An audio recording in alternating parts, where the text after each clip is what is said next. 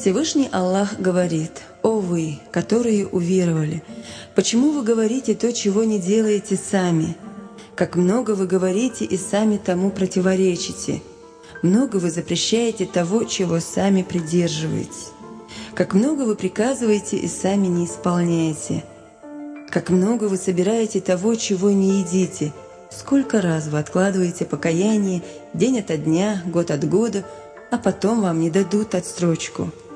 Есть ли у вас гарантии от смерти? Или есть у вас оправдание от ада?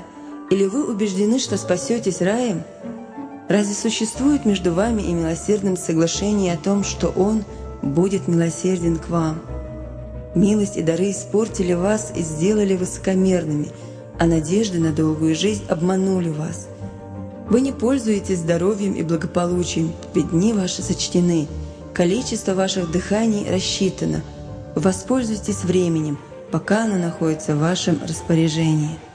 Всевышний Аллах говорит: «О сын Адама, стремитесь ко мне по мере вашей потребности во мне, ослушивайтесь меня в той мере, насколько хватит терпения вынести муки моего адского огня. Не обращайте внимания на ваш задержавшийся конец жизни, на удел, который вам дан, и на скрытые грехи. Все сущее погибнет, кроме него, за ним окончательное решение, и к нему ваше возвращение».